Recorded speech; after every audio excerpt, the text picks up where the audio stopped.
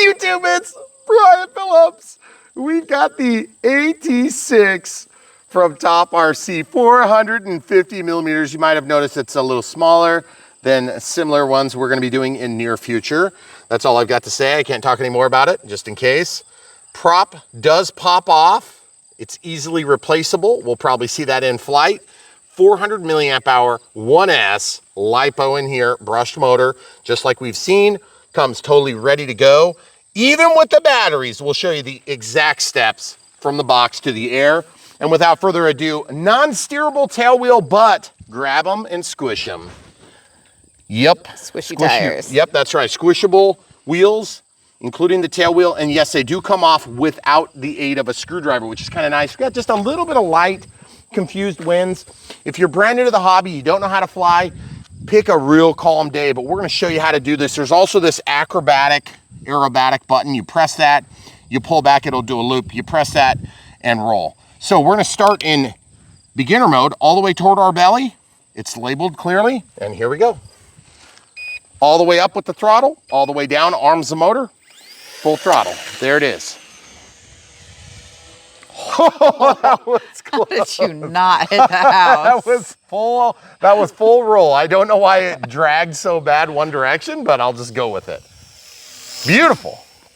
So now, first of all, let's talk about the striking good looks. A, and B, the fact that it yanked way off to the side. I think that that is probably a function of the landing gear. So let's try taking a landing here with the gear. We're in beginner mode.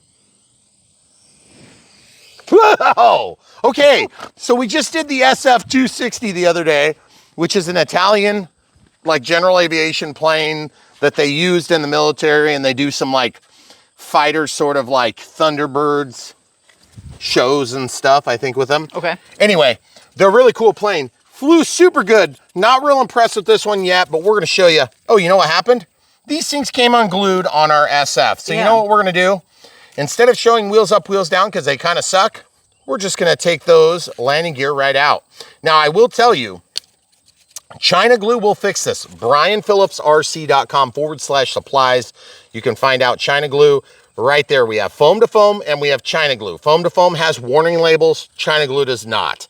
They're pretty much the same otherwise, but we'll just peel these off for now and see if we get a little bit better flight experience.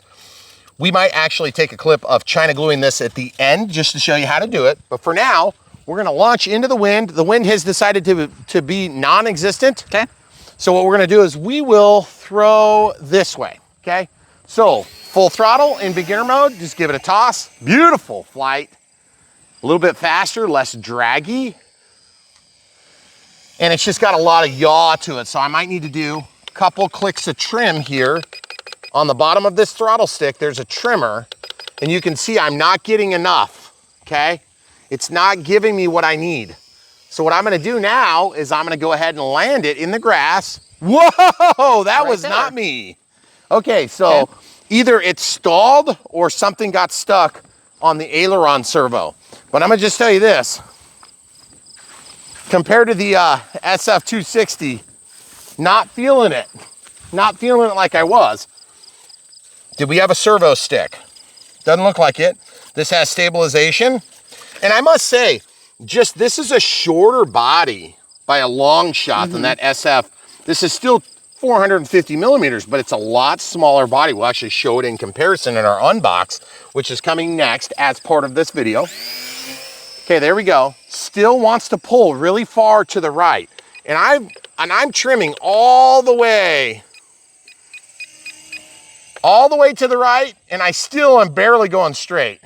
So now I'm gonna come back toward us. It's kind of going straight now. So guys, if you ever run into a situation like that, first of all, love the yellow. Beginner mode is flying pretty good, but you gotta stay in throttle or this thing will violently stall like what it did earlier, I think is what happened. Because it feels like it's going pretty good. That's a dangerous place to fly right over the house. You wanna know why? Because you might have to go up there and get it. Yep. Camera crew. Me? I didn't land on the roof. All right, I'm gonna try to land toward us. Oh, that is totally a stall, guys. Wow. That thing just gets into a crazy stall. Okay, so a couple things to think about. If you have to trim all the way to one side or the other with any of these little planes, it's time for mechanical trim. I'm gonna show you how to do that right now, hopefully with no tools. Camera crew is gonna come over here and we're gonna film with the sun behind us. Okay, so first things first, if I'm flying this way and I gave all the trim to this side, to my right, and it still wants to favor slowly to the left, that means that I need that rudder to pull in that way. I need to squish this to pull that rudder so it goes square. First thing I'm gonna do is trim it all the way to the center.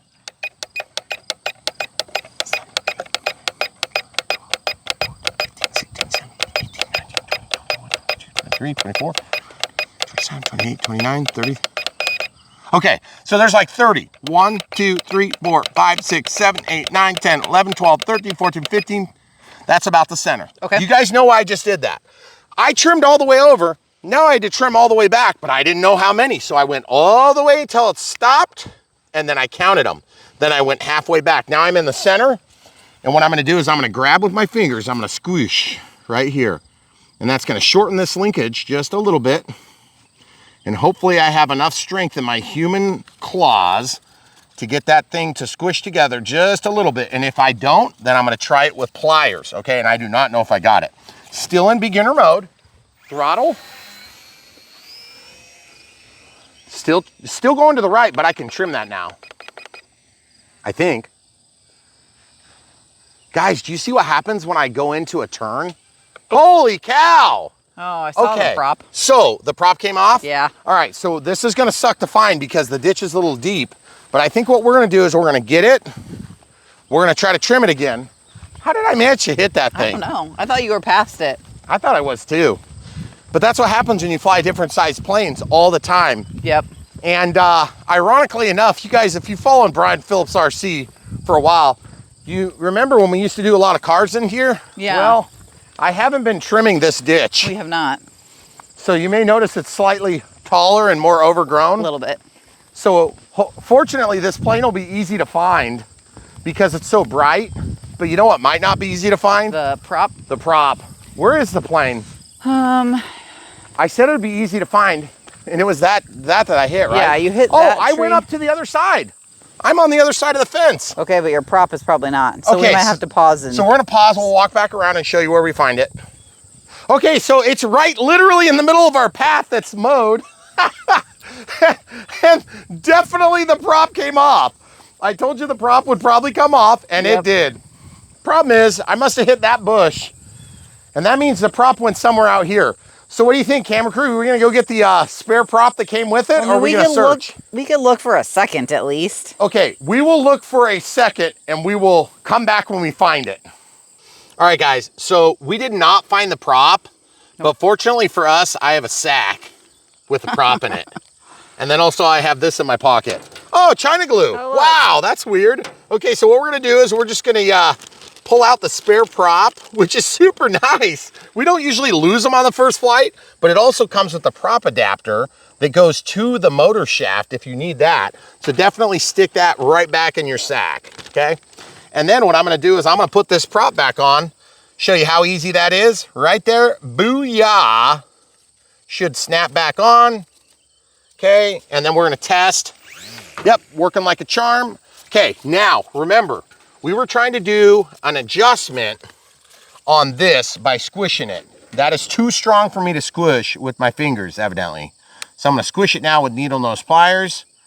Just a little teensy bit, okay? And just remember, don't overdo it, guys. You can break this thing, meaning it's strong, but you can overdo it and then you pinch that shut. It's really hard to open back up. That's why I brought a pair of side cutters and needle nose pliers. If I have to go in there and reach and open it back up, it's real difficult to do without. So I brought those two tools while the camera crew was searching the weeds. Yeah. Good deal for me, right? Right. And then look at this. You remember I was talking about China glue? We're gonna fix it right now. Because here on Brian Phillips RC, we fix things. Okay, this is China glue. That's right. It's a bottle of basically contact adhesive, and it's super sticky and stringy. And so what I'm gonna do is I'm just gonna go like this. Now, full disclosure, we did this on the SF260 as well. We lost both landing gear on that one. So you just put a little China glue on there. Guys, buy this stuff. It's cheap. It's plentiful in China. China. You'll use it for everything. You'll use it for everything. Glue our kids' toys back together. Yeah, all sorts of other stuff. Yep. Okay, so put it in, pull it out, okay? Then wipe the excess onto the area you want to work. The thing that's nice about this stuff, you can spread it with your finger, and if it gets on your finger, it's not like CA, you can just wipe it right off, okay? Now, we're gonna let this cook off, but because we're in the hot sun, it's gonna do it like in seconds, okay? So literally seconds. It's been seconds, watch. Watch this, you won't believe me until I do it. Prove it. You guys see what I'm talking about? That stuff is awesome. Yep. Now, the little bit that poops out like that, you can just wipe off and just rub it. And it's like a salve for your skin. I'm just kidding. It's not. It's probably toxic. Yeah. But I just wiped it off of there, so we're good. And then this will press in. And if you get a little too much, give them an ultra close-up. You see that little booger that comes up? If you let this dry, you can peel those off later, or you can just let them be, and they'll be fine. Now this one's probably going to rip off soon. So let's just try. Of course, this one's held on really good since I have the China glue with me. Right.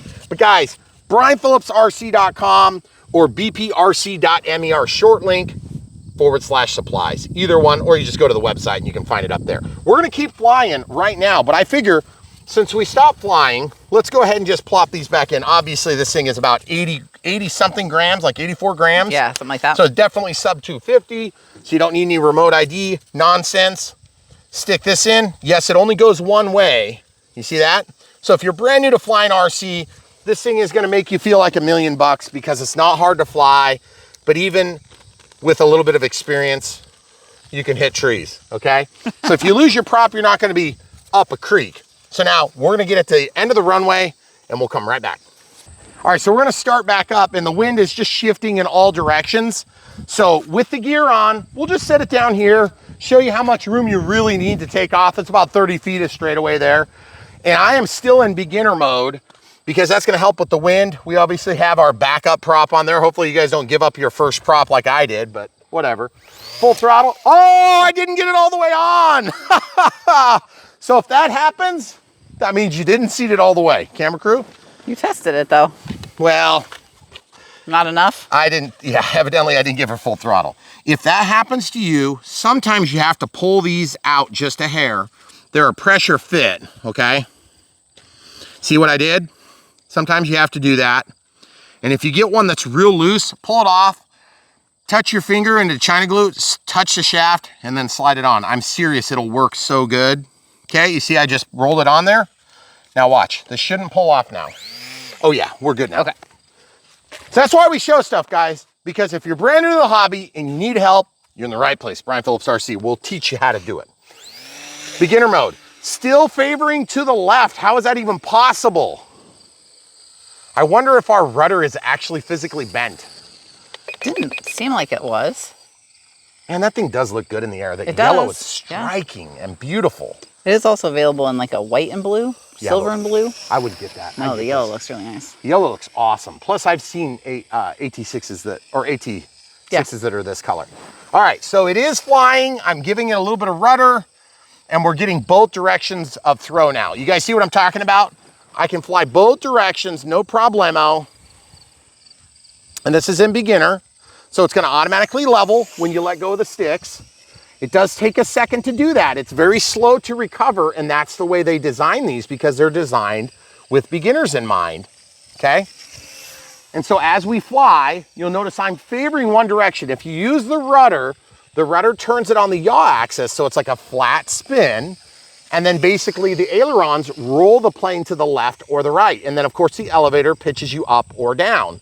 So if you kind of look at the sticks, when I roll this way, because it auto levels, you don't have to really do much. It'll just keep flying level, okay? Now what I'm gonna do is I'm gonna show you this cool aerobatic feature, but it doesn't always work great, so let's try it. Full throttle, press, and then pull back. Now it's gonna try to do a loop. Death spiral. Should have happened, but it didn't. So guys, you see how dirty that was? That's what you get if you're not going fast enough. So I'm gonna try going faster, and we have a little bit of an absence of wind. So here we go, at altitude, pull back the stick.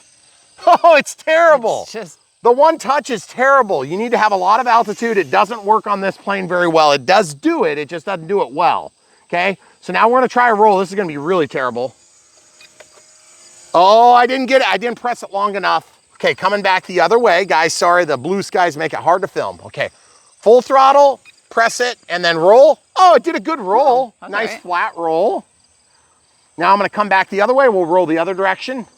Full throttle, press and roll the other way. And yes, that is fully autonomous once it starts. But when I say autonomous, it is basically a timing issue, okay? So it just times the amount of control authority that it puts out. And again, this is always in beginner mode. If you go to expert or intermediate, it's always fun when it goes out of sight like that. Okay, so the next move for me is to try intermediate mode just to show if it works. By the way, full disclosure, there is another feature called one-touch U-turn. It's a total joke. It doesn't really work. What it does is it like yaws the airplane for a few seconds and it's supposed to turn it around. Doesn't work. Don't plan on it. Don't depend on it. If you depend on it, you will end your flight in tears because it's gonna fly away from you, okay? So here we go. Now intermediate mode.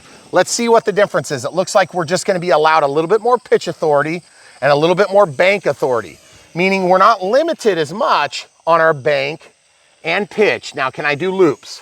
Full back stick? Nope. Full down stick? Nope. But it is limited a lot less, so you're actually able to fly this thing quite a bit, okay? Now, I don't wanna lose my only prop for the sake of this video, but let's get a nice pass here. A little bit of porpoising there, but not too bad. Now, I wanna go into expert mode now. Expert mode should let us do all the things we wanna do, and it is flying reasonably good. Okay, all the way upside down. Hey, look, I can do a loop. It's just the computer that's pre-programmed to give 3 seconds of elevator or whatever it does, doesn't do a very good job, okay? Now, this is porpoisey compared to the SF260, but it's also a lot more windy. Now I'm gonna show you guys a barrel roll. I'm actually gonna do a nice barrel roll. Here we go. Whoa, there it is. Nice and slow and timed to the speed and attitude of the aircraft. Here we go, downhill. Nice big rolling loop. Whoa! Like I said, lots of porpoising, not enough expo on the elevator access, but that's the beauty of this particular aircraft and the top RC lineup is that if you want, you can set this up with your own radio system. They actually show what OpenTX protocol they are using, so you can emulate that on your own if you decide to use an OpenTX offering. I do not, so I will not show it. You can also plug in S-Bus or DSM, which is pretty sweet. Now DSM meaning DSM2 or DSMX. But if you do DSMX, make sure you don't get SRXL2 because then you're gonna have 4 wires instead of 3. And I cannot guarantee that your plugs are gonna be right, but I'll show you what I would use if I was doing it in our Unbox build radio setup. Keeping in mind that particular receiver from Spectrum is probably gonna cost you half or better than this actual plane. So I doubt most of you are gonna do it. You might be better off to just buy an OpenTX transmitter and set it up because they're not expensive. I can tell you this, with a better elevator access control, oh, we would have better, oh my goodness, that was ridiculous. Did you see what just happened there? Yeah, I don't know how you managed to not land that. Oh, it was definitely not pure luck. Yeah. It was just all skill. Oh my goodness, I don't know what the wind? I think it might be the wind. I don't know.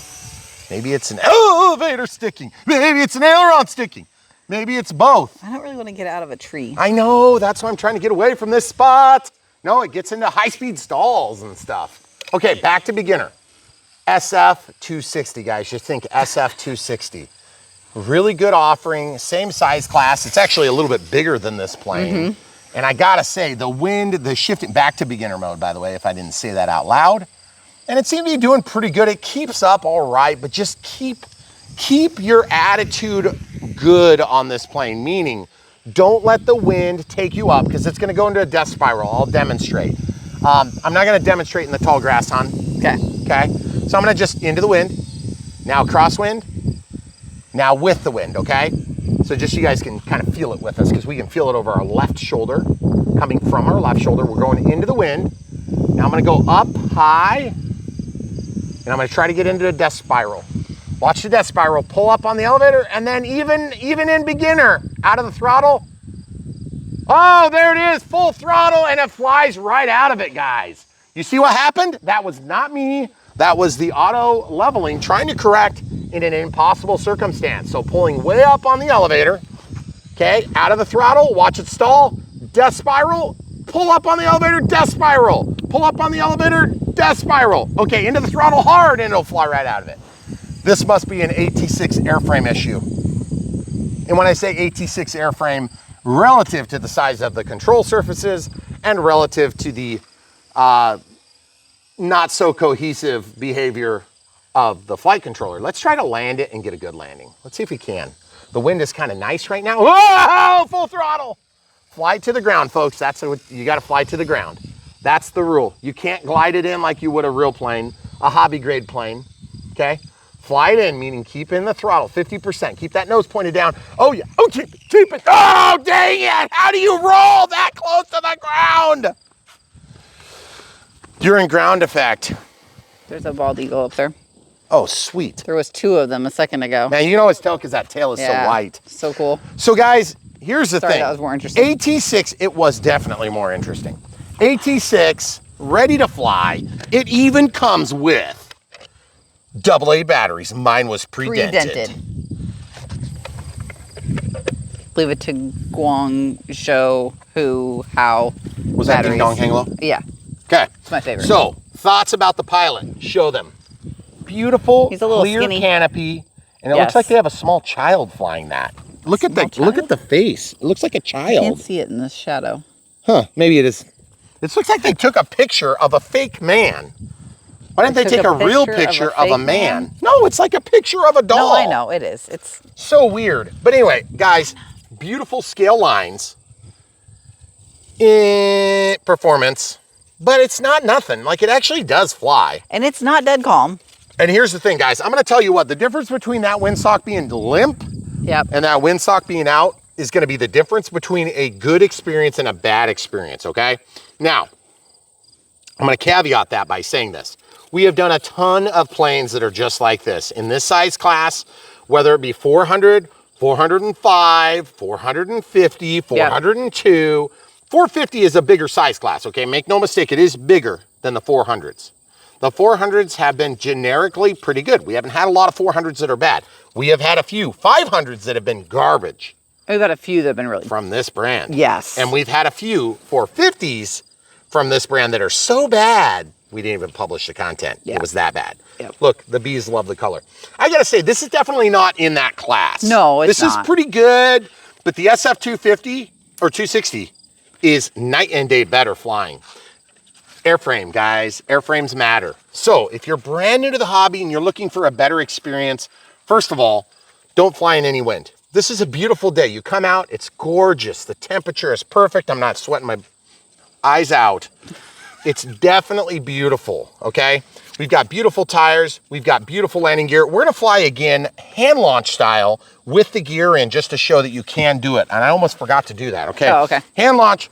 We're gonna start in beginner mode, but actually intermediate seems to be a good place to be because you still get the auto leveling, but you get a little better throws, okay? Because in beginner, I mean, that's about all you can do, and that's about all you can do, that's about all you can do. It's not enough to avoid trees, okay? Full throttle, give it a hand toss. I should have let you do that. Okay? Nah. Intermediate, man, that looks so good. And you guys probably are like, man, you really get that close to yourself. Well, it's partly because you kind of are flying by suggestion here. Okay? Right. Yes! Best landing with a tail flip! Okay, now we're gonna take the landing gear off. If you're brand new to the hobby and you wanna learn to fly, and like you are, you know, some historic AT-6 pilot, and you're like, I must start flying with a plane that I love, my suggestion is this: don't do that. Now, is this one that you could get if you love AT-6s? Yes. Is this one you could get that you could still enjoy and have a good experience with? Yes. Is it the one that I would recommend you get as a very brand new beginner? I would maybe not. This one is a fun plane. It's not like terrible to fly, but we've had better luck with the P-51. We've had better luck with probably the Spitfire. Oh, wait. The SF260. SF260, awesome. The T-28s. And without the gear, the T-28 is amazing. Yeah, and we've done the T-28 for a number of different companies. Yeah. You know, rebranded, repackaged, whatever you want to call it. And they've all been pretty good. Okay. Most recently we did FMS's offering. Okay, now without the gear in intermediate, you can see I'm staying away from my bushes. There's nothing quite worse than whacking the bush and losing your prop. Yeah. But this is a similar-ish airframe to a T-28. No, it's not. Oh. No. More similar it's a low than wing, a... and it's also a tail dragger. And also, the other thing is, you got to remember, the stance on the T-28's a lot higher. And then also, it's got a longer body. The difference between where the ailerons are, look how close the elevator is to the wing on this. It's very close, okay? So, no, I'm serious. Look at the gap. Look how short No, the I know. fuse It's just is. when you point out all, like, I feel like I've learned a lot of airplanes over the last 10 years. And then you point out things like that. And I'm like, oh, yeah. Didn't notice any of those things. And that's what I'm talking about, guys. Here on Brian Phillips RC, my wife is not an aficionado of airplanes. No, but not the at thing all. about it is she's learned a lot. Oh, Did you guys hear it beep? yep. That means the voltage is low. I cued that perfectly. Great. Good job. And here's the thing. We'll demonstrate how, this is how we expected the prop to pop off. Right. Not over there. That was by accident, okay? So, but even by accident, no damage. By the way, beautiful spinner. I love a nice, perfect shape, okay? This is a perfect shape. I know. I really thought I'd be able to find that in the ditch. You did? I did. Now, the other thing about it is this. So check this out. Yeah, because that yellow, we thought we could find it. Well, interestingly enough, we have millions of yellow flowers in the ditch right now. Yeah. And I gotta say, I love the way this looks, okay? And I gotta say, if you're hand launching it and you're flying it without the gear, I think it looks really good. Some of these planes do better and some do worse on looks. This is beeping, but it's not doing fast beep. So let's show them what it looks like when it dies, okay? In mid still, that's how it looks. Oh, so it is That's dead. throttle. So it doesn't even go, okay? So ironically enough, when we hit, it was basically dead, okay? So just for fun, I'm gonna try this off. Now back on, all the way up, all the way down, all the way up, all the way down. Yep, Nope, it ain't it gonna go. knows. So it knows. We have telemetry. That's crazy, guys. So all I got to say is they've really hit a nice grounder to first base, quickly thrown out at first base. Not a home run, okay? It wasn't like a bunt that gave them the third out in the ninth inning to lose the game. It was just more like you're in the fifth inning, you're up by 3 points, and you got thrown out at first. It's not a big deal. I mean, you can still recover. It's got absolutely gorgeous looks. It flies pretty good, guys, just like no power. Watch this, guys. This is what I'm talking about. When you have a plane, you wanna know if it's gonna be any good. Put it in beginner or intermediate, but probably not experienced, and just give it a hand launch. The wind is real light that direction, but I don't want to chase it, so we'll just go 45 degrees. Okay, watch this. That's how you can tell how terrible it's gonna be. Why did it flip over? What the heck? Oh, because I armed it upside down. You remember when I did the little throttle thing? Oh, you were upside down? Yeah, I was upside down. Okay, watch this, guys. Lay it on the table, lay it on the ground, lay it level. Okay, shut off the transmitter, stick down, turn it on, all the way up, all the way down. Even though it's got low voltage, this thing should fly level now at least, okay? Now I'm in intermediate, now I'm in beginner. Do you have stabilization when it does that? Oh yeah. But you guys see, that's one of the reasons why we love these things. They just don't break, okay? Right. Yes, you can break them. I've crashed them into the garage door at like full speed. They don't generally break. These things are just really well done in so many ways. Which is nice. But, and this is a big but, and I cannot lie, this thing is just not gonna be a hobby grade experience. It just won't be. No. Now, the SF260, ironically, is like this far from being like ultra micro weak, okay? Meaning ultra micro amazing are hobby grade. They're just small full-scale planes, okay? Or they're just small RC planes, okay?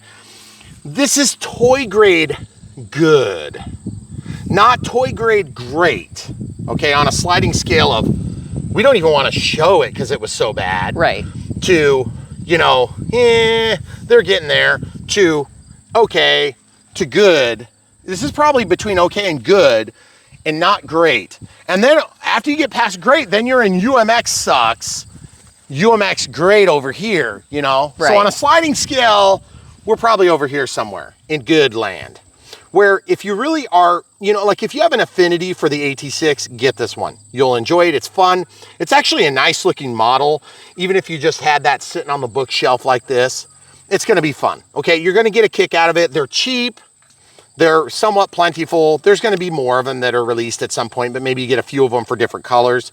You know, the batteries are easy to charge. They've got the little Molex charger, so you should be good to go. It's just, it's not a bad pick. Is it gonna make your day? Yeah. Is it gonna make your RC experience? Heck no. Right. Are you gonna learn to fly with this thing? I wouldn't. But you could, I mean, like if you're on a desert island and the FedEx box came up to shore and you were done talking to the ball and putting faces on it and all the different weird things you're doing with that, and you've started fire and you have water and all those things, and then this shows up, yeah, you could learn to fly there. But if you're like not on a desert island, I would pick one of like 400 other choices. Now, if you're a kid and you have a limited budget and your grandpa flew an AT-6 and you know, you want this, get it, enjoy it. Even if you crash it into the garage or you lose the prop on the first pass next to a bush, you'll still have fun with it. But remember, go to brianphillipsrc.com/supplies and don't forget to take, oops, sorry, wrong pocket. Don't forget to get some China glue. Oh. China glue will be your salvation. Yes, okay, I'm so glad that didn't pop in my pocket. Yeah, no kidding. That would have been bad. It's kind of got a little curve going on there. Way to go. Yeah, kind of sticky mess. Yeah. So that being said, guys, really cool plane. Not as good as we've seen, but still pretty good. I think it's, some of that comes from the wind, so we're trying to write that into the equation for consideration's sake. But it does come with the goodies you need for spares. Yep. I'm disappointed we lost our prop. That's pretty much on me for hitting a bush. But you know, in terms of agility, in terms of repeatability and performance on the aerobatics, you know, it's not very good. It's not gonna be that cool. I'd rather just go into expert and do it myself. It's not that hard to make a loop, guys. You just pull back the stick and it goes like in a loop. You gotta have enough airspeed to execute it. I think kind of the cool factor is the fact that it does a good job without you having to be good. This doesn't. Right. It doesn't worsen, you'll do it, okay? Yeah. So that's part of the reason why I feel like it just take that off of its repertoire, you know? Because it just doesn't do it. Okay, now the rolls are actually real clean on this compared to the SF260 because it rolls quicker. And I'm surprised how well it rolls with these inboard ailerons. I wish that they would just start doing outboard ailerons like they should. And the reason they do that is because they use this hokey singular servo, which by the way, this servo is probably a little bit too small for all of these, okay? They gotta keep them small to keep them cheap. They gotta keep them small to keep them light. But if you asked my opinion, they'd put the aileron where the aileron's supposed to be. They'd bring this a little bit forward and they would bring the pocket forward for the battery. You'd keep your CG good, you'd have a little bit more weight. I'd go up from a 2.3 gram servo. I think this is a 2.3 gram servo. Yeah, it might be. I'd go to like a 5 gram servo. And then I would run the ailerons the way they should be run. The tail servo, the elevator servo are actually okay. I don't think there's a big problem technically with them. But also the fact that you can hook this up and do DSMX or, well, DSM, or you can do S-Bus, I think is a cool thing that's probably going to be overlooked by most because who's going to tear this thing open, okay? Right. You got to undo a screw here next to that servo, and then you have to like unglue this thing, or ours are stuck from the paint, okay? Right. It could be that the paint's stuck. I'm not going to sacrifice the plane to do that because I don't really think it's worthy of it. And we did do it on a P47. Which we will link to. We'll link to that video. But that P47 sucked, didn't it? It did. That was a terrible P47. I'm pretty sure it was. So, here's the thing. In closing, in conclusion, because we want to bring you guys the full truth, nothing but the truth, so help us God, is that this plane does exactly what you'd expect a toy grade plane to do. Yeah. Kind of fly, do some cool things. It looks amazing doing it. I gotta say, I love the striking colors and perfect time to fly it in this perfect environment, minus the wind. The wind is a little bit much for this plane, okay? Now, if you're flying in like 1 to 2 mile an hour gusts and it's otherwise virtually nil, dead calm, you're gonna actually have a really good experience with this. I think you're gonna enjoy it more. But remember, this thing will get into a death spiral that it can't get out of. give it throttle, fly it out of it, okay? That's how you do it with this plane. I don't know why this one likes to do that spin, but it does, okay? And we'll be testing that maybe on a Big Brother very soon. Keep your eyes open. Guys, if you're not already subscribed to Brian Phillips RC, do it right now. Click the bell for notifications. You got nothing to lose except for more amazing products like this. Hopefully better. And if you also want to support us in other ways than buying this, from the links in the video description below, which is probably the easiest way you can support us financially, then what we would suggest is you look at the support us links below. We have Patreon for monthly support, YouTube members for monthly support, YouTube super thanks if you want to throw us a couple of bucks here and there, and then we have PayPal if you don't want to be part of those groups. We're okay with any of it or all of it. You guys decide. It's totally up to you. But I will tell you this, if you like this plane and you think it's going to be the end all cure all, you're going to be disappointed. Don't do that, okay? If you curb your enthusiasm and you keep your expectations in check, these little things will make your day. If you're expecting the sun, moon, and the stars, you're going to be very disappointed. Yep. Okay, and that's true of pretty much all these that we've done. Yes. Even the recently reviewed SF260, okay, which I really enjoyed. I thought it was great. We did have perfect weather for flying, and that makes a big difference, full disclosure. But it also has idiosyncrasies too. Yeah, it's still not. The servos are still kind of like, eh. Yeah. They're either not powerful enough or they're not precise enough to give me the precision flight I want from an ultra micro.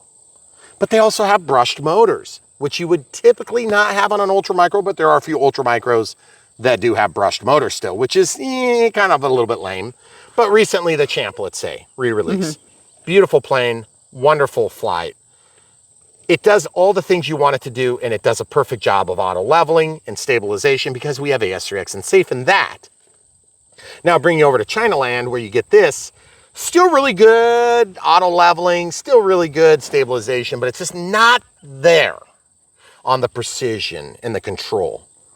But you're still comparing apples to apples because you've got brushed and brushed. The difference is the Champ, if you belly flop that on concrete, it's gonna break. Yeah. Because it's EPS.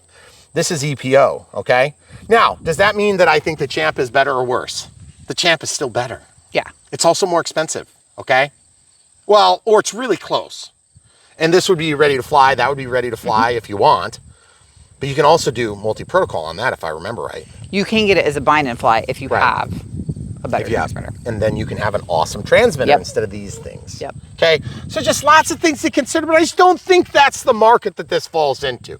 Right. It's like trying to stick a square peg in a round hole. Like, you could do it, but it's sort of an exercise in futility. Okay, the comparison is not real. Right. Even though they're both airplanes, they're both yellow and they're both small. That's about where it ends. Yep. Okay. All right. So hopefully we answered all your questions, and our elaborate explanation about such a toy grade plane helps you to make your decision. If you want to support us, the best thing you could do is buy these planes, though. At the end of the day, whether it's this plane or something else, a Champ, or maybe you buy the SF260. We talked a lot about the SF260, so we'll link to that video if you guys haven't seen it. It's a really good one. Yeah. Still in the 450 size class from Top RC Hobby, and we have links to where you can buy these from our partners that work with us to get these planes to us for a review. Okay. Did I leave any stone unturned? I don't think so. Okay. We didn't crash it very good, I don't think. I felt like that was kind of a lame crash. We just kind of clipped the wing a little bit. But we did have a couple of like near saves. Yeah, right. We should have crashed onto the... You should have crashed a couple other times, to be honest. So, but here on Brian Phillips RC, we just want you guys to understand something. When you're brand new to the hobby and you just don't know anything about it, we'll help get you from where you are now to where you want to be. And it's not always flying $100 throwaway planes. And when I say throwaway planes, I mean that. These planes are fun, but they are throwaway planes. Right. You will fly these 15, 20 times if you're a normal person, and they'll sit and collect dust while you get a bigger one that's better. Yep. Okay? That's the function of this plane. So if you're buying this and your budget is so tight and so compressed that you're talking like a $50 or $100 a month kind of budget, we're not trying to talk down to anybody. Everybody's in different circumstances. We've been in different circumstances in our life, God knows. But at the point that you can get into something bigger, you'll never go back to this. This is a fun thing to have on the shelf to remind you of Grandpa's flight or that event. My dad actually, we paid to have him in a an That's AT. right. Yeah. We So did we have like a long time ago. VHS of him flying it. Yep. It was just pretty cool. Which, by the way, those Warbird flights are really expensive, and it was expensive back then. It's way more That was now. a long time ago. But you could even get in and fly a real AT-6, which is really cool. Not sponsored. Have no idea. I don't even know what the company's called. Yep. But they go and do it all around the country. It's just super fun. So we got that for my dad for his like birthday present or something. That was a lot of years ago. Yeah. So if you want to have this on the bookshelf as a cool reminder of that fun event, great. But it's not going to be the thing that you come home lusting after, like the new bigger plane that actually does all the things you want to do and challenges you as an RC pilot and flies in a little bit of wind and, you know, has retracts and, Right. you know, has lights and has split flaps and, you know, a hobby grade experience is different and better, a lot better. Okay, so that's what we do on Brian Phillips RCs. We show you what you can get for $100, but then we help you understand why you might not want it for $100 and you might want to save that 100 and apply it to the more expensive plane. That's not to take anything away from this. This does what it does. Okay. Hopefully we have articulated that in a way that's both fair to top RC hobby and to the competitive brands that make big giant scale planes that are. The servos cost more than this system. Right. The whole thing. And shipping. Okay? The servos cost more. One. All right? So those are big planes. That's a big plane. But Okay. So did we make the case for this beautiful plane still? I think so. It's going to fit a niche. Yep. And if you're in that niche, check it out. Links in the video description below. But if you're in the niche of something bigger and something better, or there's something newer that just came out within recent proximity to this plane, and you want to buy it, then just check out brianphillipsrc.com. Or if you don't like spelling out brianphillipsrc.com, you can type bprc.me and hit enter. And you will show up at the same place, brianphillipsrc.com. You can check the supplies tab for things like China glue. Yep. It's amazing. It's one of my favorites. Or foam to foam, or CA, or whatever it is you need. We have, pitch angle meters and screwdrivers and things that are featured on this channel all the time. Yep. But really the biggest thing is sorting through the plethora of RC footage that you've seen in the past. Or maybe the other day you saw something on Facebook and you're like, here I'm at YouTube trying to find it. Where is this video, Brian? I can't use this. The search results on YouTube suck. From Google. Yeah, that's Yes, right. they do. You're probably better to Google what you want to find for us than you are to search on YouTube. Yes. Which is ridiculous. So go to brianphillipsrc.com, sort by type, and you'll find exactly what you want. Okay? You can buy it there, or you can just go to the playlist at YouTube, and then you'll find it there too. Hopefully we answered all your questions. Leave anything else you got in the comments below, and we are going to show our exhaustive Unbox build radio setup next. Stay tuned right now. YouTube, Brian Phillips. We're going to open this package here. I don't know what's inside, but I'm sure it probably flies. Here we go. Welcome to Brian Phillips RC. We unbox these things, we put them together, and then we fly them. Unless it's the leaf blower. And sometimes we fly those too. Just haven't seen it yet. All right, so what do we have here? We have obviously Chinese packaging because it's not in a box. It's just sort of packed with some sort of like whatever they had lying around. It's not a garbage bag though. Well, it's a padded garbage bag, which is slightly better. Oh my goodness, it's an AT-6. Would you look at that? Ugh. Well, you can't look at that because I haven't got it open yet. Evidently that packaging is really good garbage bags. We need to start buying our garbage bags from China. Okay, there it is. Cool. There's yellow and there's white. I don't know which one ours is. It looks like yellow. Yellow. Sweet, I like yellow. Yeah, I like the yellow. 450 millimeters AT-6. Okay, so this is a top RC hobby. Now, we recently did another top RC hobby and it was really good. And what I'm gonna do is I'm gonna slide this out of the box. And when we go over to set up the charging, you will take a look at it. Oop, I'm upside down. When you pull this out of the box, be careful, it doesn't tip your plane out. Okay, very good. So on the bottom is a transmitter, on the top is a plane. Let's just get this thing unpacked quick. Ooh, look, it comes with 4 AA's again. Nice. Awesome. Maybe China's turned a new leaf. I wonder if our older top RC hobbies came with batteries. I don't remember. I don't know. A lot of these 400 and 500 millimeter warbirds did not. No, Okay. usually they don't. So full disclosure, we've done a ton of these little planes. These little planes, some people think of them as pretty garbagey, toy grade sort of, options. I'm gonna tell you this, our experience has been Some are great and some are terrible, which is why you watch a video just like this. Okay, we have a manual, that'll be useless. Mostly. Then we have a spare prop, that will not be useless. Probably okay, not. we'll show you exactly what comes in this package. Unbox Build Radio Setup is part of our Maiden Flights. It looks like a plastic spinner. Comes with a spare prop adapter that will slide onto or thread onto the shaft if your motor would lose this, if this would break.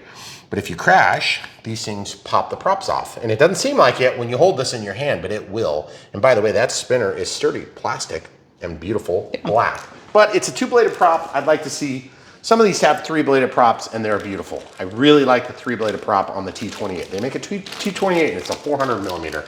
And that's a good one. But we had some 450s when they first started coming out and they were not good. No. They flew bad. Showing you the goodies first. Okay, so we have a battery. We have some landing gear. Ooh, soft and squishy. Look at that. Squishy rims. Wonderful. Beautiful. A little bit of spring. Nothing crazy. A small screwdriver, one of the smallest you'll ever hold in your hands. And look at this. This must have a DSM or S-Bus plug in the receiver. So if you decide you want to do OpenTX, it will discuss in that manual the protocol. Okay, so if you're going to do OpenTX and replace the factory transmitter, there'll be an option for that. Let's get this thing out of the box. It's beautiful. Oh yeah, wow. These things are looking so good.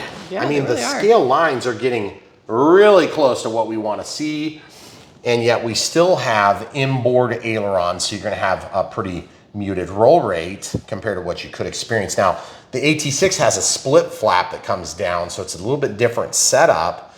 And so the outboard aileron would be out here, and then I think they fold just down if I remember right. I might be mistaken on that. I might be thinking of another plane. I hope I'm not.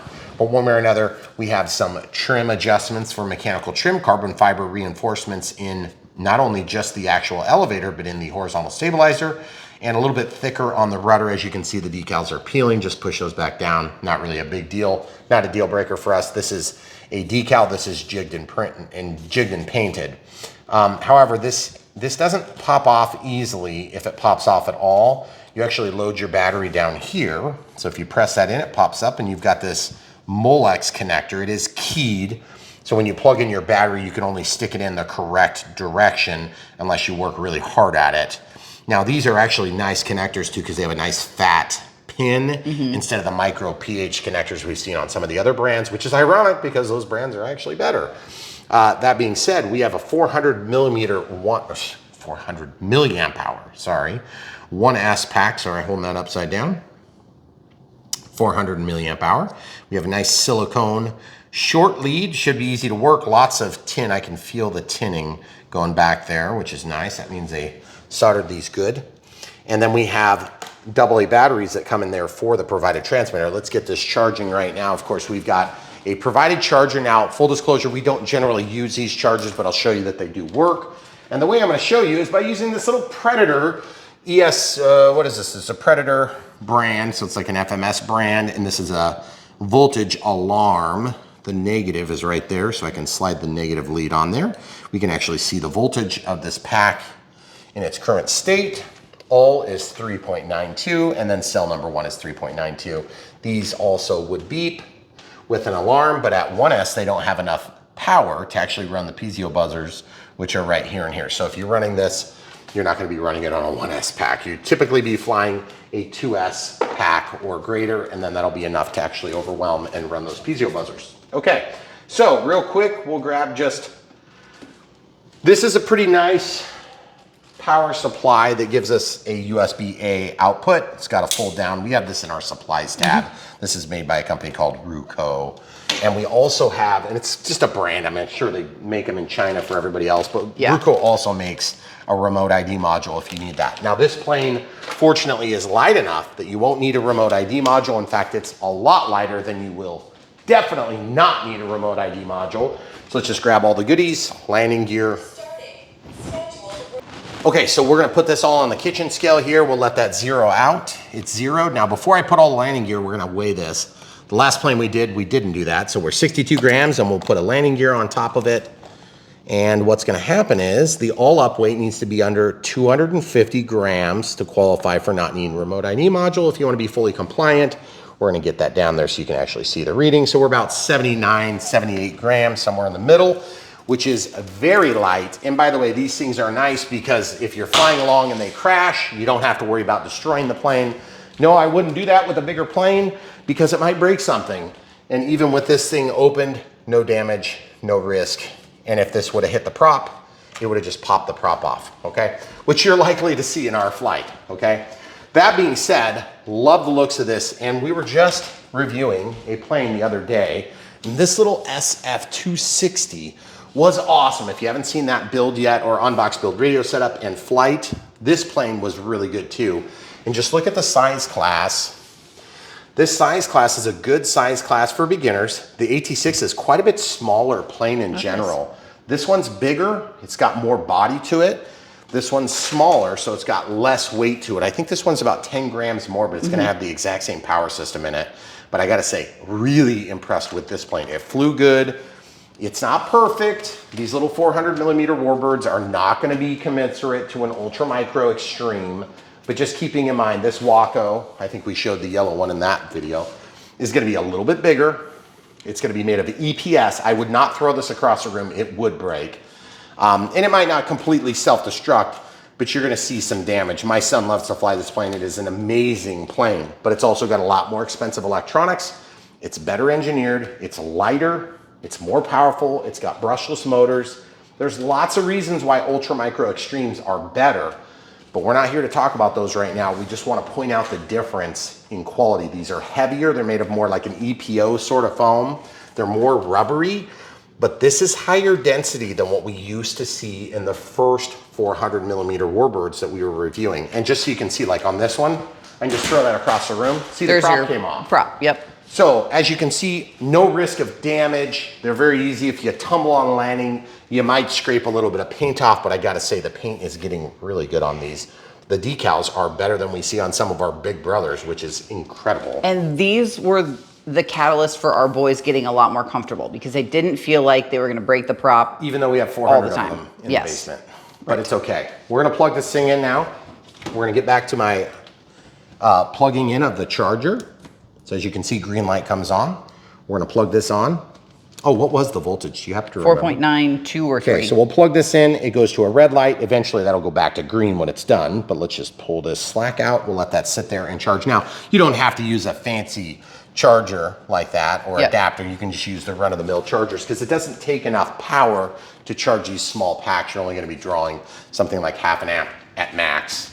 And you can tell that incidentally on most of these chargers will actually tell you the input and output. So the DC input is 0.5 through 2 amps, so we're plenty in that range. And the DC output is 4.2 volts at 500 milliamp hours, so about half an amp charge rate, okay? So that would be about 1.25 C, okay? The C speaking to the amount of times you are charging at. So like if this is a 5,000 milliamp hour pack and we're charging this at let's say we did 1.2 C, that'd be 6,000 milliamps. Or 2 C would be 10,000 milliamps or 10 amps, okay? So that's quite a bit bigger battery, of course. And that's just speaking to one cell. This is 4 cells in this case. That's one cell. So this is 1S, which sounds stupid because it's one cell in series. Anybody who knows what series means, it'd be like one connected to the next, connected to the next, and so on and so forth. That's in series versus parallel where they're connected together. The positive leads are all landed together. The negative leads are landed together and your voltage stays the same, but you have more capacity as you stack parallel packs. These are series packs. So this is called a 4S pack, 4 in series, okay? Now there used to be batteries that were 3S2P because you would have like a 3 cell, but they wanted to get a 300 and a 300 becomes 600.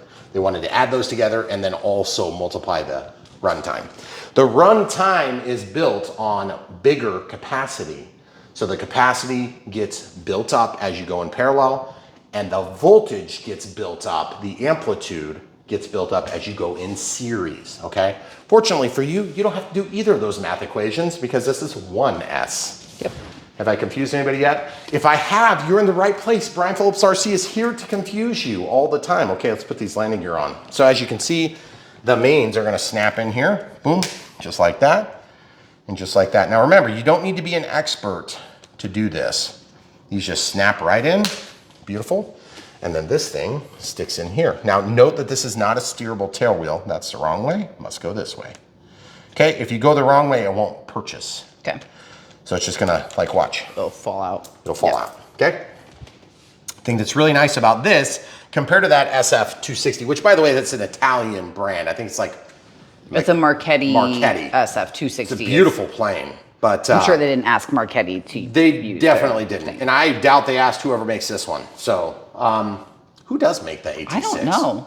I feel bad Or for not did knowing. I make should it, know. I don't know. But this is set up as a tail dragger. But just keep in mind, tail draggers can be a little squirrely, but the thing that's nice about this being that it's a beginner plane, it's not steerable. You don't have to worry about the ground handling. The ground handling is going to be handled for you by the wind. Right. AKA you don't have any control over it, so just get over it. Yeah. You're going to fly, it's going to lift the tail, and then you'll have yaw authority from the rudder. But once you drop that, if you're trying to do a 3-wheel landing, then you're basically going to be out of control and it's going to track straight. And when I say straight, I mean straight as this thing is bent straight. Right. Make sense? Yes. All right, so we've established many factors already. Before you leave this into the counter, we need to show them the battery charger that they're gonna want to get. So now that we've established all the factors that matter on this model in terms of setup, we'll come back to actually loading the batteries into the transmitter. We're gonna talk about an optional choice. If you get this plane and you get that SF260, and you order them both and you say, hey, me and my kid are gonna fly these together. Okay, congratulations. First of all, I'm gonna encourage you, just get 2 of these and get 2 of those if you wanna do that, because you're gonna wanna have the same planes. It's gonna be super fun. This is a multi-charger. I have it wrapped up nicely so that I can put it in my drawer without too much effort. I'm just gonna swap plugs real quick, and I'm gonna plug this in right there, okay? So it turns on. This is a quadruple charger. It's about 50 or 60 bucks. We have links to this. It's a smart Spectrum charger. It doesn't actually do anything smart, by the way. They just call it that, which is sort of stupid. It's a stupid smart charger because these smart chargers actually do smart things. Right. This just charges. Okay, so you want to know why? Because it's only ever going to charge 1 cell because this is designed as a 1-cell charger. Yep. So when you plug this in, we'll unplug this here and just prove to you that it was working by putting it back into this Predator tester. Okay, we'll just plug this in, get the polarity right, stick it in there. And I'm sure we probably didn't gain much voltage, but as you can see, we're at 4.01. Okay, so we actually gained. Usually we don't because we do it too quick. So watch this, the Molex connector doesn't go that way, but it does go this way. When we plug that in, whoop, it does go this way, right there, boop. Then it says LiPo, okay? You can change that to something else if you want, lithium. High lithium, I don't know what I don't know what that one is ever. So we click, then we scroll in the amps that we want to charge at. Now, if you want to mimic the factory provided ready to fly choice, then you go to 0.5, which would be 1.25C. Or let's say we want to go twice as fast. Then we can put in 0.8 amps. Now 2C on this cell should be totally fine. Then once you get it there, you press and hold. And then it starts charging. You'll notice it's gonna give us a live voltage reading, but don't be distracted by that because that voltage doesn't really mean much other than it is monitoring the voltage. What happens on a LiPo is you charge it and then you run on this very top band and then it drops off like a rock. So if you've ever had a drill and you're like, man, this drill is great, I love it. And then 2 months later, it doesn't work as good. Or like 6 months later, it doesn't even charge. That's because we only charge if we're above that threshold and below the range. Okay, so it's gonna be like 4.2 down to about 3, maybe 2.7, 2.8, 2.6, 2.2 on a really good charger. It'll start you from a low charge and get you back up to 4.2. But it really has to do with how many milliamp hours you force back into that thing. Milliamp hours, of course, being a measurement of power, not just a measurement of current, milliamp versus milliamp hours. Milliamps expressed over a course of time gives you the function to get to power. Power is power. Chemistry is chemistry, okay? So current and voltage equals power. Over time, that's how you get your wattage, okay? So anyway, if I haven't confused you yet, just stay longer. See, look, 4.2 volts. It's gonna think it's done, except it's not because we haven't put too many milliamp hours into that thing, okay? That's one of the risks of charging faster, because you bring that voltage up higher, and then the voltage is monitored, but so is the current. So as the current draw slows down, the charger perceives done, and then that light changes to green. That's how that works, in case you guys were wondering. All right, more things you didn't need to know from Brian Phillips RC. All right, we have a box. There's still things in the box. This is an Unbox build radio setup, which includes more information than you probably wanted to know. But here on Brian Phillips RC, we're here to teach you. We're enriching your lives with the skills you need to actually understand how to do this crap and not just buy the latest and greatest. But we do want you to buy the latest and greatest. And if you do buy from the links in the video description below, you support Brian Phillips RC. By the way, yes, that Pilot is cardboard. And yes, it is just a cardboard cutout, but it's thick. So that makes it okay. It's a little bit lame, but it's also kind of cool. They used to not have anything in there at all. Okay, throttle, rudder. Rudder yaws the plane. Elevator. Elevator pitches the plane. Ailerons. These are ailerons. Rolls the plane. Now these are kind of like a mid-board. It's not inboard, not outboard. These should be out here, and there would be an inboard flap. Like I said, I believe they're split flaps, or they just come down from the bottom on the AT-6. I might be mistaken. If I am, forgive me. We did a plane not too long ago that had a split flap here. That was the CJ6. Yeah, but it's of the same vintage. Yeah, That's it is. a Chinese offering. Right. Which, by the way, the CJ6 from FMS, really good plane. Which is based on love that plane. Russian plane, but Russian? Yeah. the CJ6 is based on a Chinese Yak. plane. Well, that's right. The Chinese plane that copied Russia. Yes. Okay, there you go. That's the way that happened. Weird. They don't just Shocking. copy the Americans. All right, so sticking battery in, super easy. You'll plug it into that. This thing will spring to life. But if you don't want to use an OpenTX transmitter instead of this, you can also use a DSMX transmitter, which would be consistent with what we use in most of our Unbox build radio setups. Incidentally, I am charging this particular one. But yes, you can set this up and use your NX10 or your NX70 or your NX8 or your iX20 or whatever. You can do all that, but you have to add a receiver that has SRXL. 2? No. Just SRXL. 1. Or DSMX. And I'll show you, because we showed this in the last video just because it gets very confusing otherwise. And I just want to show these things because this is the type of thing that will confuse the heck out of you if you're brand new to the hobby, okay? DSMX is a protocol for transmission and receiving. It's a spread spectrum technology with frequency hopping. So there's a connection between a plane and a receiver. So a receiver and a transmitter, which they're actually both. Each of them are transceivers.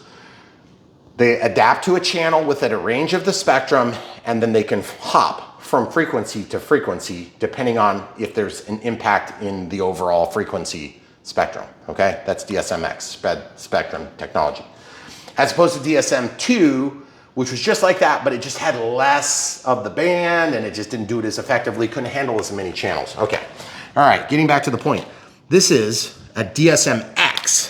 Carbon fuselage remote receiver. It just happens to have 3 wires, which looks interestingly similar to this, okay? But this one might be the S-Bus, okay?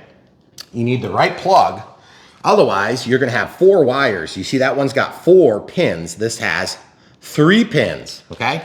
Now, I have this also as another example of SRXL2, the newer serial telemetry receiver and serial remote receiver. Okay, remote receiver is attached to another receiver and become a redundant receiver. A serial receiver is a receiver in and of itself that then sends out all the control commands through pulse width modulation that are received, and it replicates them out 1 port instead of 6 or whatever it happens to be, okay? This is what you need. And look at my handy dandy note. I will use another receiver to bind it to my transmitter because I don't want to program this. You notice there's no bind button on there. So I use another receiver to make this the remote receiver, bind them both simultaneously, I might add, and then that becomes a receiver in here. Yeah, nobody's gonna do that. Right. But if you have an OpenTX solution, meaning a transmitter that's made with, I'm trying to think, Radio Master, for instance, or not FR Sky? FR Sky is FR Sky, but they do some OpenTX stuff. If you find that in the manual, you can actually find the protocol. okay? And that protocol will allow you to then set that model up. And we'll just go to this. I don't know exactly, I'm not gonna tear this up.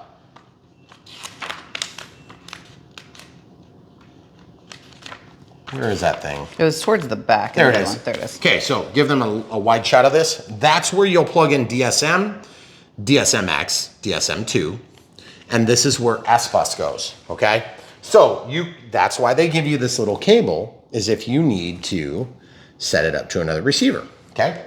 Now, some receivers have this port, some receivers have micro ports. Most of them in this size class are gonna have micro ports.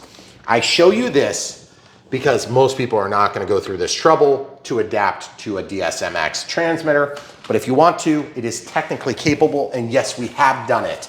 We should probably link to that video. Yeah, I will. Except that plane sucked. It did. It was a P-47 and it was a 500 millimeter. It was terrible. Right, but we did show how to do it. So we'll link to that on this and the SF. Yes. Okay, so very good, and we'll have to indicate what we're talking about. Yep.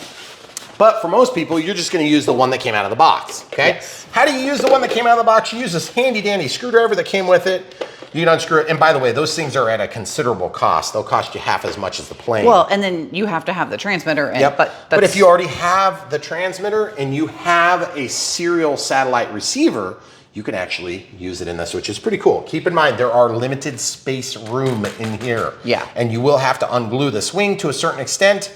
There is a singular screw right there, and then this wing is supposed to come off. We did not have success on the SF-260. I didn't want to break it. Right. Trying, okay? If I did it, it would be no big deal, but I just want you to know you might need some China glue or something to reseat that wing, okay? So popping this open, there are provided batteries, and the way you do this is very simple, and this is really to where we start to wrap things up. If you enjoyed this video here on Brian Phillips RC, we try to show from start to finish, and then we add some extra details. Flat goes to the spring end, flat goes to the spring end, and then I'm gonna try it the He-Man way. Yeah. I was needing some extra Guangzhong Ding Dong. Hello? batteries. Oh, yeah. We were running low. Guangdong Max. These ones are Max. Ooh. Okay? Not just the minimum. Oh, by the way, look at this, guys. I want to show you something while I open this. Oh, you can't see anything. Never mind. They're working out there on the building. Yeah, you can't really see today. I was going to say they're working. We got another 7 loads of concrete coming Monday. Holy cow, look at that one. That was extra dented from China. Nice. Thanks, China. China cheats. Okay, just put that right there. Put it in, snap it closed. Booyah. Okay? Throttle down, powered on. Now, one thing we found out on that SF-260 is that this will start to beep when the battery's low. Pretty amazing, that battery. So we have telemetry, which is amazing, okay? Pretty amazing stuff. Now, that being said, look at all these bags we're up, hon. Oh, wow. I was needing some of those. We don't need no more sandwich bags for the kids' lunches. Surely these were clean from the Chinese factory. I'm sure they were, definitely. All right, guys, here on Brian Phillips RC, we show the entire process. So I'm gonna plug this in, even though we're not gonna be flying it, because look at the windsock out there. Yep. If the windsock looks like that in your front yard, and you're getting this plane and you're a brand new pilot, by the way, I unplugged it, it says 33, that's an error code. That means something went wrong because I unplugged it. If the windsock looks like that, it's not a good time to fly this. It probably would fly for a few minutes. Away. Yes, exactly, away. Okay, so red is up. Red is up. Plug it in. Okay, now I'm gonna just slide this in, show you there's like kind of a rail that receives the battery, 400 milliamp hour 1S pack. When you slide that in, it just sits, and then you just kind of wrap these cables around. Make sure you leave yourself a tiny bit of tail so you can get that out of there easily, and then it's just snap shut. You don't even need to test the CG because you know what? There's not much you're gonna do about it. Nope. Okay, if the CG's wrong, I don't think they even tell you the CG. The CG's probably about here, so it's probably favoring slightly tail heavy, to be honest. But you can fly this with or without landing gear, and when you're ready to fly, all you need to do is throttle up, throttle down, and then it arms it. So there you have it, guys. So now it's running. You can also see that it's stabilizing, okay? So is that in expert mode? Oh, you better believe it's in expert mode. See that all the way back, expert mode. It used to be that in expert mode, the stabilizer shut off, which was the dumbest thing ever. In beginner mode, I want stabilizer and auto leveling, which is going to do. So if you were to throw this, it would go in a relatively straight line, And because your hands are off the sticks, it's gonna fly forward and it's gonna keep going whatever direction you are. If you're in a climb and you let go, it's gonna level out. If you're in a dive and you let go, it's gonna level out. If you're rolling or pulling back or confused, you let go, it's gonna level out.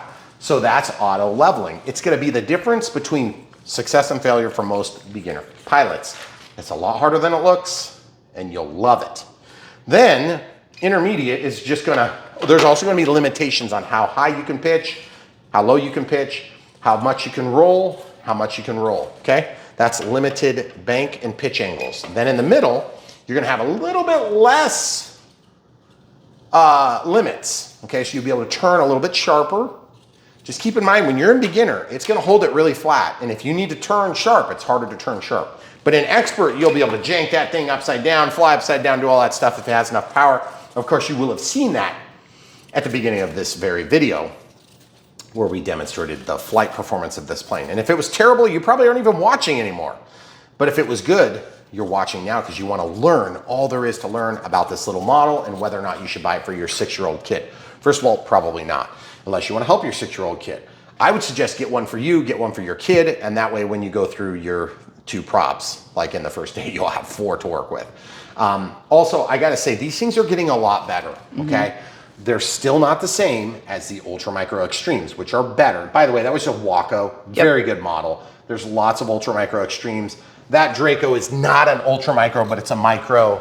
And then also, Mike Patey designed and built that. Now he's got the Scrappy. The Scrappy's down there. It's also a Micro, very good example of a plane that should be basically a regular plane, but it's just small, okay?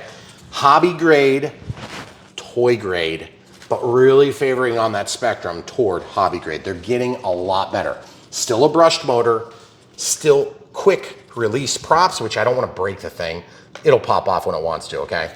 But this thing is going to be resilient. You're not going to get a lot of damage, and it's going to work well. And it's not a bad place to start if you're on a budget and you're just not sure if you even want to start flying. And if you want to have an easier time charging, and you find yourself with 3 or 4 of these as you advance through the ranks, this is a really nice tool to have. We'll link to that as well. If you buy the things that are in the links from the links, you'll support Brian Phillips RC with financial contributions from other people, which is the best way. So basically these companies we work with, whether it's this F7F or that Draco or that Extra or that airliner back there or the helicopters on the ground or whatever, or any of the other hundreds of videos that we've done over the years here on Brian Phillips RC, you'll help support us financially. And then we squander the money on crazy giant projects in our yard. Can't see it out the window. You can't see it in the window. Well, you kind of can, but that's where it's all draining. Yeah, it's all over. Comes in and goes right out the pile other of side. rocks. So at the end of the, that's right, pile of rocks. We're gonna get 4 more loads on Monday. Yeah. We just got 2 loads yesterday, so that's $1,500. Monday that'll be another $2,800. Don't tell me, I don't know. But yes, guys, these planes are super expensive too. So just kidding, they're cheap. That's why you should get one. If you enjoy the hobby or you enjoy the AT-6 or you just want to help enrich somebody else's life, get one from the links in the video description below. Support Brian Phillips RC, help give us a little pat on the back if we helped answer some of your questions. Remember, we'll link to how to set up that other receiver. Keep in mind, you gotta buy them. They're a little bit weird. Sometimes they're harder to find. That would be the time where I would go get a cheap Chinese knockoff and I would bind it, and then I would just use the cheap Chinese knockoff and my cheap Chinese knockoff, okay? But this does all the things that you wanna do, just like you would on any other plane. You've got ailerons, elevators, so it's a 4-channel, okay? There's one channel, there's one channel, there's one channel, and then the last channel, of course, throttle, or the first, whichever way you look at that, okay? Now this also has a one-touch aerobatic feature where you press that and then you do it, it'll execute a loop, or you do this and you press that and it'll execute a roll, or you do this and you do that and it'll execute the roll the other way. Now, keep in mind, this also has a one-touch U-turn. Don't plan on it. It's a stupid feature. It doesn't really work well. All it does is it takes a timing function and sort of like turns around. Well, what if it's really windy that way? Well, it's gonna turn like 14 degrees and stop, and it's gonna keep flying the wrong way. So don't think that's flyway protection. It isn't. Nope. No matter what the Chinese tell you. And we've been saying this for years since they released this stupid feature. It's not GPS, it's not return to home. Yep, and it will not do that crap. So just forget, whatever they told you, forget it. It's not true. Don't do it. We tell the truth on Brian Phillips RC because we want you to have the best possible experience, and we're gonna help get you there, which is out of the chair, into the air, telling the full truth, nothing but the truth, so help us God. So help reward us. buy one from the link. Reward yourself, buy one from the link. Also, they have this in white. So if you want that, and that SF, we just released that not too long ago, so you want to check that out. By the way, if you're looking for a competitive offering, or you're looking for one that we did in the past that you know we did and you just haven't seen the video and you can't find it, check out brianphillipsrc.com or bprc.me if you don't like typing my name out in full, bprc.me. Press enter, it'll go to our website, that's our short link. You can also find supplies, /supplies, we'll get you to supplies, or we've got links to it at the top. This also is sorted through type, okay? So it'll be in micros, it'll probably be in warbirds. This might be general aviation depending on how you look at it. Those small ones don't usually get because this wouldn't be general aviation when it was a warbird, but it's a warbird, okay? Yeah. So you can find all the warbirds in one place, and I would have the F7F, it would have the T-28, it would have the Catalina, it would have this, okay? It would have the P-51, the P-47, and the list could go on forever. Yes. That's why we have it on brianphillipsrc.com. So guys, hopefully we answered all your questions. Other ways to support us: Patreon if you want to be a monthly supporter, YouTube members if you want to support us monthly, YouTube super thanks for one-time donation, PayPal for one-time donations, and a P.O. box if you want to send us something, but just send us an email first so we know to look for it. We don't check it often. Okay, beautiful little AT-7 from Top RC Hobby. Thanks for watching. Stay tuned. So much more right around the corner.